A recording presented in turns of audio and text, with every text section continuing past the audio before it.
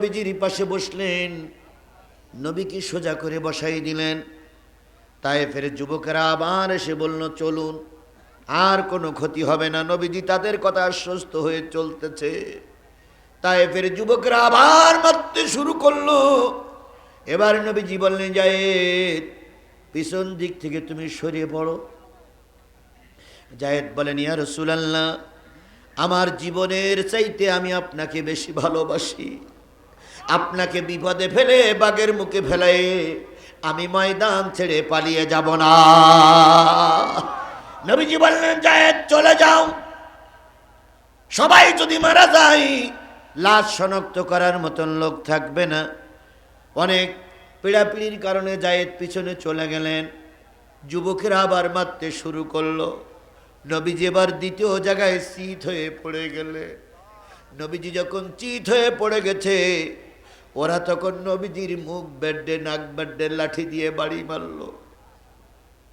নবীজির নাকটা এক সাইডে ফেটে গেল, ঠোঁটটা ফেটে রক্তাক্ত হলো। নবীজি বলেন, ও যুবক, 3 দিন পর্যন্ত আমার পেটে খাবার নাই, দয়া করে তোমরা আমাকে আহত করো না। কে কার কথা শুনে ওরা যথেষ্ট পরিমাণ নবীকে মারল। মারার পরে আবার সোজা করে দাঁড় করাই দিল। এবার নবীজি বুঝেছিলেন ওদের মনে মনে হয় একটু দয়া হয়েছে, হয়তো ওরা আর আমার পরে আক্রমণ করবে না। ও আমার মুসলিম মিল্লাত, নবীজি আবার চলতে শুরু করলেন। এক পা উঠাইলে আর এক পা উঠাইতে পারে না, সমস্ত শরীর রক্ত জর্জরিত হয়েছে। কয়দিন না খাওয়া নবী। এরপরে তৃতীয়বার নবীজি পড়ে গেলেন ভুট হয়ে। অনেক রক্ত ঝরল, অনেক কষ্ট হলো। তায়েফের যুবকেরা পাথর মারতে মারতে এক সময় নবীজির শরীরে শুধু পাথর আর পাথর ছাড়া আর কিছু দেখা যায় না। এই যুবকেরা, ওই তায়েফের যুবকেরা পাথরের পরে দাঁড়িয়ে নাচানাচি করল আর বলল, কুতিলা মোহাম্মদ, কুতিলা মোহাম্মদ, কুতিলা মোহাম্মদ, মোহাম্মদ মারা গেছে, মোহাম্মদ মারা গেছে। এভাবে করতে করতে ওরা চলে গেল। সবাই জানলো পৃথিবীতে নবী কি হয়ে গেছে, মারা গেছে। ওরা যখন চলে গেল, ময়দান যখন পরিষ্কার হলো, জায়েদ তখন আসলো। প্রথমে এসে দেখে এখানে রক্ত পড়ে রয়েছে। জায়েদ বুঝলেন নবী নাই, ওরা লাশটা কাঁধে করে নিয়ে চলে গেছে। দ্বিতীয়বার যে দেখলো রক্ত পড়ে আছে, জায়েদ বুঝলো নবী নাই। তৃতীয়বার দেখে পাহাড়ের একটা স্তূপ। নবীজি, জায়েদ চিন্তা করলেন এই পাহাড়ের স্তূপটা সরাই দেখি নবীরে পাওয়া যায় কিনা। অনেকক্ষণ সরানোর পরে নবীকে শনাক্ত করা হলো। নবীকে আবিষ্কার করলেন। নবী তখন বেহুশ, সমস্ত শরীরটা লাল হয়ে গেছে। নবীর মাথাটা কাঁধের পরে রেখে গাল দিয়ে দিয়ে রক্তগুলো চেটে চেটে পরিষ্কার করতেছিলেন আর বলতেছিলেন, ওগো নবী, যাওয়ার সময় শেষ কথাটা শোনা হলো না। ও আমার জাতি, ইসলাম এমনি এমনি আসেনি, কথা বলেন ঠিক না ঠিক? তুমি আর আমি কালেমা দাওয়াত দিয়ে বিরিয়ানি খাই, কোরমা খাই, হাইস গাড়িতে, বড় গাড়িতে, বিমানে, হেলিকপ্টারে চড়ি, আর তোমার ওই কালেমা দাওয়াত দিতে যেয়ে আল্লাহর নবী তায়েফে রক্ত দিয়েছে।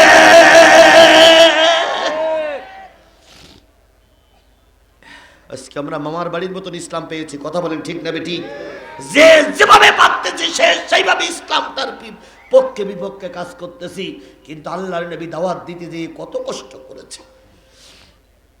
জায়েদ বলেন, আমি রক্তগুলো পরিষ্কার করতে করতে এক সময় নবীর আবিষ্কার করলাম। নবী আসময় চোখ মেলে তাকালেন। জায়েদের মুখের কাছে মুখ রেখে বলতেছি, জায়েদ, 3 দিন পেটে কোনো খাবার যায় না। ওরা আমাকে মেরেছে, একটু দয়া ওদের মনে হলো না? ওরা কি আছে না পালাই চলে, ওরা কি আছে না চলে গেছে? জায়েদ বলেন, ইয়া রাসূলুল্লাহ, ওরা চলে গেছে।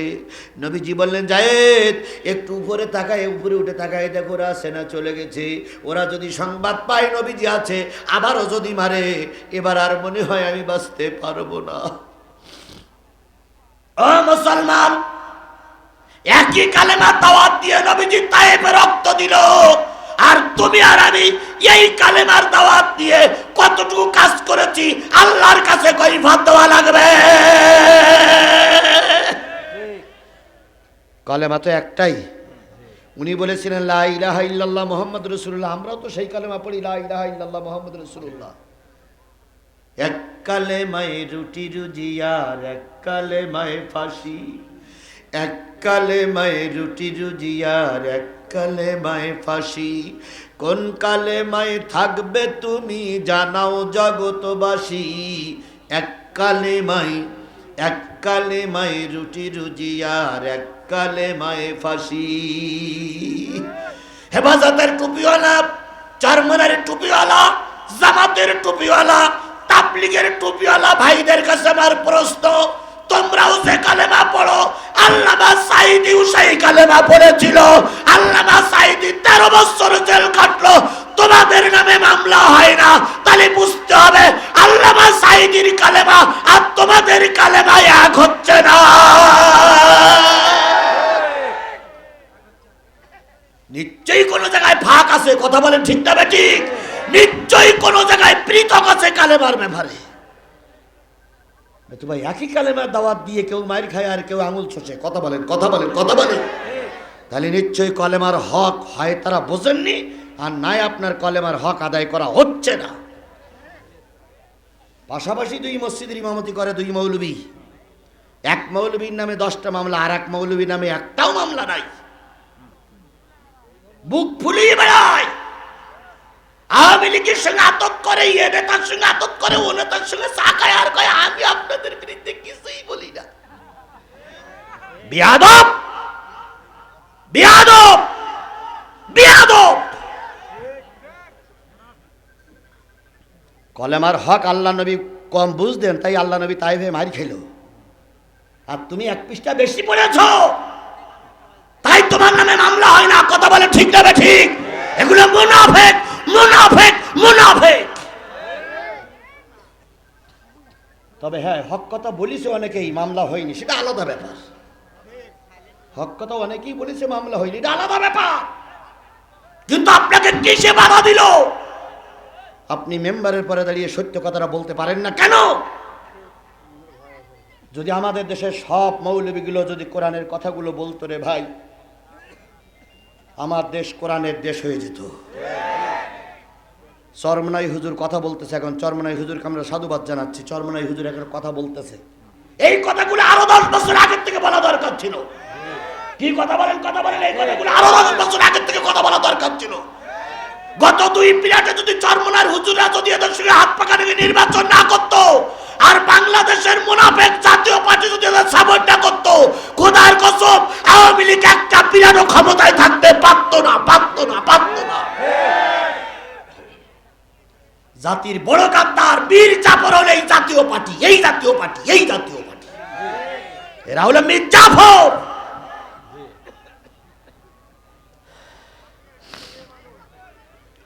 খারাপ লাগতেছে? কিচ্ছু বলার নেই, আমার কিচ্ছু করার নেই। আমি কিন্তু নতুন আসমান থেকে নাজিল হইনি, আমি কিন্তু দুবলা ঘাসের মতন ফুটে উঠিনি। আমি বিগত 15-20টা বছর বগুড়ার মাঠে চষে বেড়াচ্ছি, কথা বলেন ঠিক না ঠিক? নেতারা কিন্তু আমাকে ধরার জন্য কম চেষ্টা করিনি, কিন্তু তারপরে মালিক তার কুদরতি ছায়াতলে আমাকে বাঁচাই রেখেছে, আলহামদুলিল্লাহ। আমার ভাইয়েরা, যেহেতু সময় খুব কম, আমি আগেই বলি 2 ঘন্টা কথা না বললে আমার মনে তৃপ্তি লাগে না। 1-1.5 ঘন্টা জাতির উদ্দেশ্যে কিছু বুঝাইতে না পারলে আমার কাছে খারাপ লাগে। জাতি তো টাকা ঠিকই দেয়, কিন্তু যাওয়ার সময় কথা বলা হয়ে গেল না, কথাগুলো শেষ করতে পারলাম না, এই জন্য বড় কষ্ট লাগে। এই জন্য মাগরিবের পরে দাওয়াত আমি মোটে নিতে চাই না। কিন্তু এ দোষটা আপনাদের, যেই না স্বাধীন হলো সেই এখানতে ফুরুত, ওখানতে ফুরুত, এখানতে না দিলে ওখানতে না দিলে হুজুর দাওয়াত নেন, দাওয়াত নেন, দাওয়াত নেন। কারণ বিগত 15 বছর কোন জায়গায় ছিলেন আপনারা? আমি তো অনেকদিন বসে থেকেছি, কিন্তু আপনারা দাওয়াত করেননি, কারণ তখন কি পাওয়া যেত না, অনুমতি পাওয়া যেত না। একবার যে আপনাদের দোষ তাও বলি না, এখন সুযোগ একটু এসেছে, অল্পক্ষণ সময় হলেও কিছু কথা হচ্ছে, ধৈর্য ধরুন, আবার ফুল টাইম পাবেন। আমির হামজাও তো এসেছিল ফুল টাইম কথা বলার জন্য, কিন্তু তার যে আরও জায়গায় দাওয়াত আছে, সে তো আপনাদের ফুল টাইম দিলে আরও 5 জন তারে ধরি বেঁধে রাখবে। কারণ মাগরিবের পরে এক জায়গায় ওয়াজের বাইন আনে থাকে, আপনারা বললেন যে আমাদের আসরের পরে দেন, উনি দিয়েছেন। এখন যদি ওনাকে আপনারা এসব ধরে রাখেন, তাহলে এবার ওই জায়গায় গেলে তো হুজুরের বেঞ্চে পিঠ মোড়াতে পিটাবে। দাওয়াত নাও, খেয়াল থাকে না। আমার রাতে আর একটা মাহফিল আছে, এখন আপনারা যদি ওই 10টা পর্যন্ত আমার বেঞ্চে রাখেন, এইবার ওরা ওখানে গেলি তো কাঁচা কুস্তিতে কষবে। দাওয়াত নাও, খেয়াল থাকে না। সব দিক খেয়াল করে যতটুক সময় পাচ্ছি মূল কথাগুলো হয়ে গেলেই এনাফ, সন্তুষ্ট থাকবেন। আবারও দেখা হবে, আবারও কথা হবে ইনশাল্লাহ। এই মাহফিল আমাদের শেষ হয়ে যাচ্ছে না, আরও আশপাশ মাহফিল আছে। যুবকেরা, তোমরা কি আমার সঙ্গে রাগ করেছো বাবা? দাঁড়াই আছো কেন? বসো, যদি সময় থেকে বসো। আমি সময়ের দিকে খেয়াল করতে চাই। আমার ভাইয়েরা, আল্লাহ নবীর কথা বলতেছিলাম। নবীজি বললেন জায়েদ দেখে এসো। জায়েদ দেখে আসলেন, ইয়া রাসূলুল্লাহ নেই।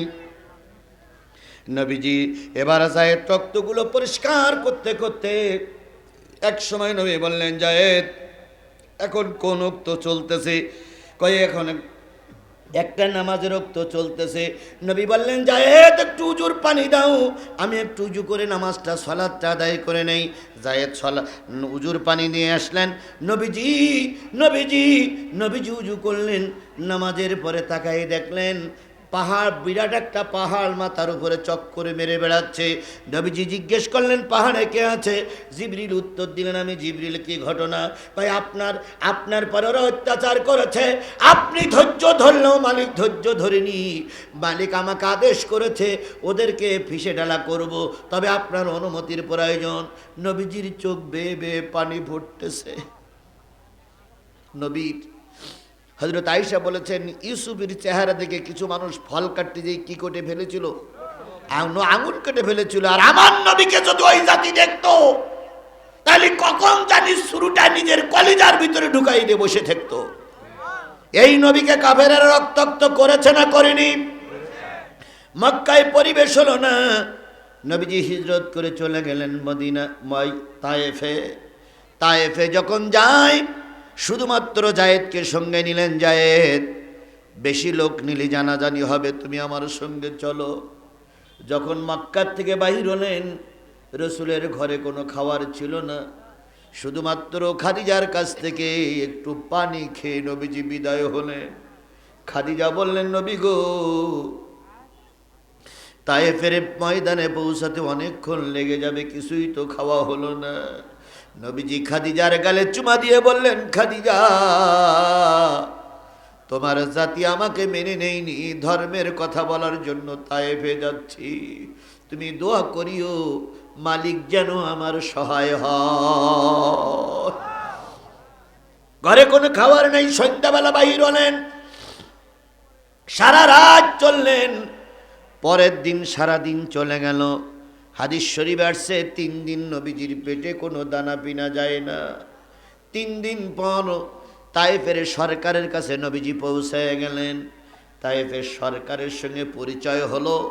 এদিকে মক্কার সরকার তায়েফের সরকারকে বলে দিয়েছে, আমার দেশের একজন ভ্রান্ত মানুষ পালিয়ে আপনার দেশে যাচ্ছে, খবরদার যেন রাষ্ট্রীয়ভাবে তাকে জায়গা দিবেন না, আর যদি মেরে দিতে পারেন অবশ্যই আপনাকে পুরস্কৃত করা হবে।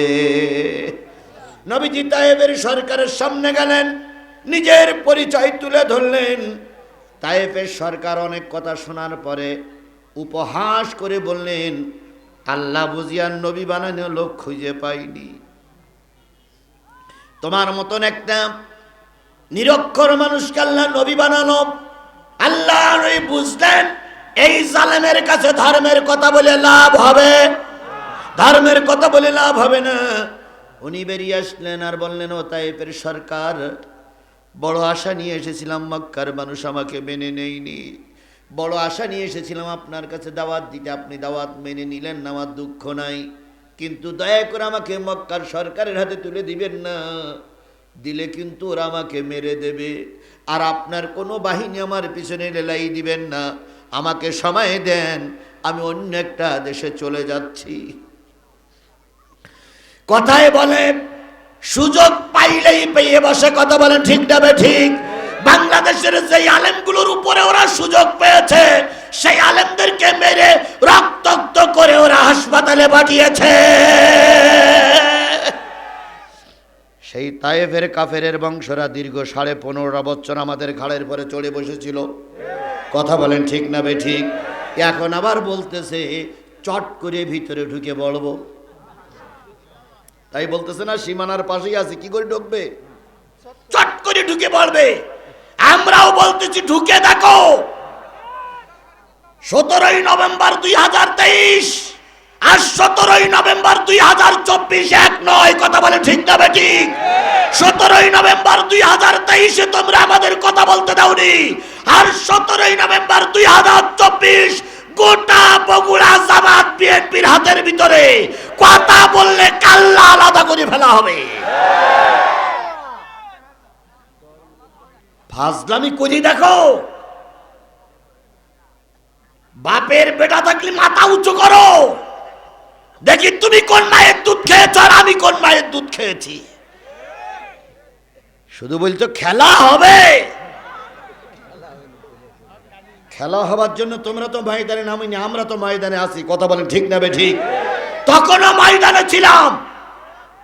তখন ময়দানে থাকিনি? জোরে বলেন থাকিনি? বড় বড় সমাবেশ করেছে বিএনপি জামাতের লোক। কথা বলেন ঠিক না বে ঠিক? রাস্তাঘাটে মিছিল করেছে বিএনপি জামাত শিবিরের লোক। কথা বলেন কথা বলেন কথা বলেন। এখন তোমরা 3 মাস মাত্র ক্ষমতাতে যেতে পারলে না। মিছিল করা তো দূরের কথা, সেদিন শুনলাম তোমরা এক জায়গায় হবা। দুলাভাই এই সেদিন এক জায়গায় দেই কিরাম পারো, তোমাদের বাহুতি কোন জোর আছে আমরা একটু দেখি, আমরা একটু দেখি, আমরা একটু দেখি।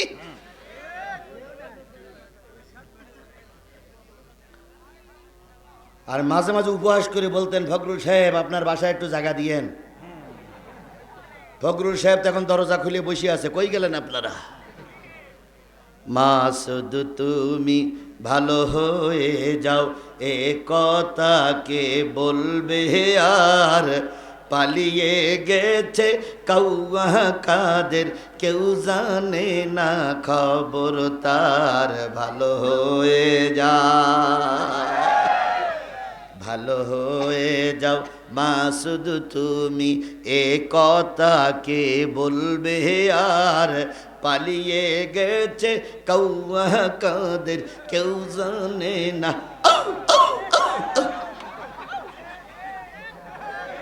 কথা বলেন কথা বলেন কথা বলেন।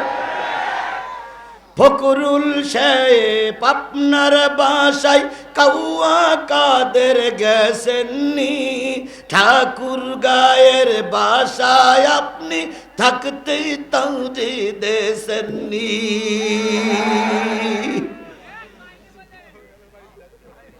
তার সাথে যে আছে বাকি, তার সাথে যে আছে বাকি, তার সাথে যে আছে বাকি, আছে কোটি জনতার। পালিয়ে গেছে কাউয়া কাদের কেউ জানে না।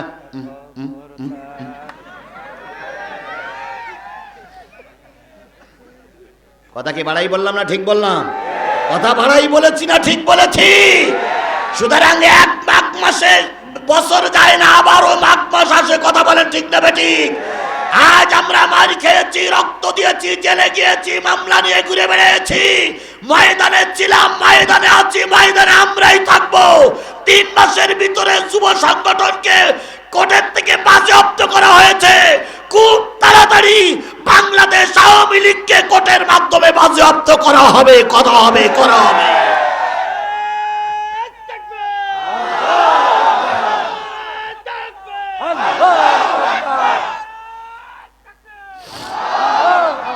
বন্ধুগণ, লোক কম হয়েছে তাতে কি হয়েছে? ওয়াজ কম হবে না, ওয়াজে কোনো ছাড় হবে না। কথা বলে ঠিক না বেঠিক? আজিজুল ইসলাম জিহাদি যা ছিল তাই আছে, কোনো পরিবর্তন হবে না। আল্লাহ জাতিরে বোঝার তৌফিক দান করুক। আরো জোরে বলেন আমিন। আমার ভাইরা, তাইফের সরকার কালেমা মানলই না, তাইফের যুবকদেরকে লেলিয়ে দিল। নবীকে যদি মারতে পারো, নবীকে যদি আহত করতে পারো, নবীকে যদি রক্তাক্ত করতে পারো, তোমাদেরকে পুরস্কৃত করা হবে।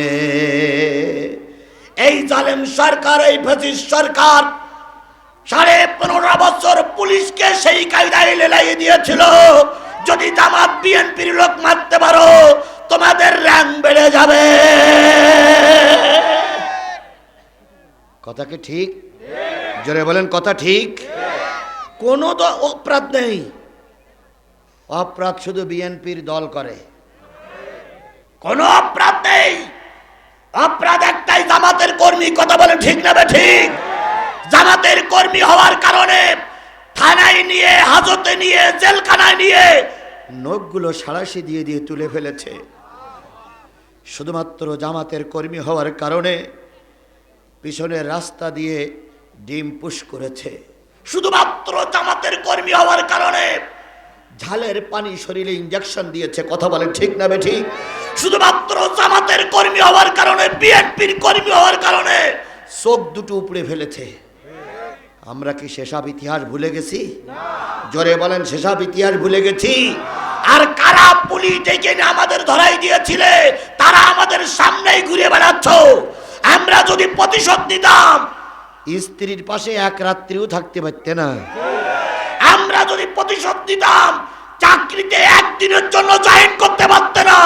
আমরা যদি প্রতিশোধ নিতাম, বাজারে দোকান খুলে বসে থাকতে পারতে না। আমরা ক্ষমায় বিশ্বাস করি বলে এখনো বাকুম বাকুম বাকুম বাকুম করিয়ে বেড়াচ্ছ।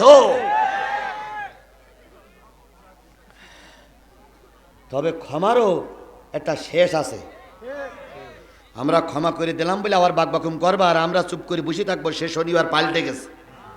প্রথমবার ক্ষমা করে দিছি, দেখতেছি তোমরা ফিরে আসো কিনা।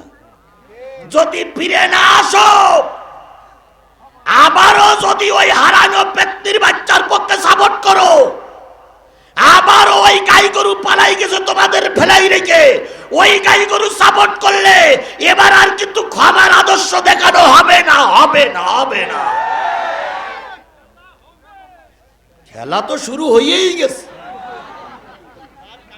যে ছাত্রলীগ এত অহংকার করতো, সেই ছাত্রলীগ বাজেয়াপ্ত হয়েছে। খেলা হয়নি তো কি হচ্ছে ভাই? যে বিচারপতি মানিক বলেছিল সাইদির রায়টা না দেখতে পেরে উনি অসন্তুষ্ট, সেই বিচারপতির এক লাথিতে বিসি আউট করে দেওয়া হয়েছে। তাহলে খেলা শুরু হয়নি তো হয়েছে নাকি?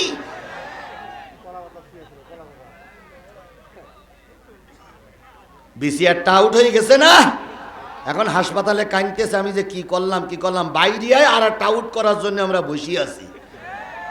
আমার ভাইয়েরা, মাস্তান বাহিনীর লড়াই দেওয়া হলো। নবীকে মারলেই র‍্যাঙ্ক বেড়ে যাবে। মাস্তান বাহিনী প্যাকেটের ভিতরে পাথর নিল, হাতে লাঠি নিল। যে নবীর চেহারার দিকে তাকাইলে মানুষের পেটে ক্ষুধা থাকে না, সেই নবীর দিকে পাথর মারতে শুরু করলো। কয়দিন না খাওয়া, আল্লাহ নবী চলতে পারে না। নবীজি দুই হাত উঁচু করে বললেন, ও তায়েফের যুবকেরা, আমি তো তোমাদের কোনো ক্ষতি করার জন্য আসিনি, এসেছিলাম কালেমার দাওয়াত দিতে। তোমরা মেনে নিলে না, আমাকে যেতে দাও।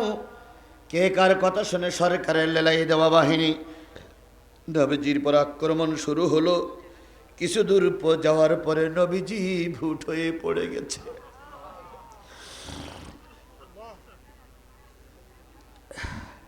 নবীজি ভুট হয়ে পড়ে গেলেন। জায়েদ আস্তে করে যে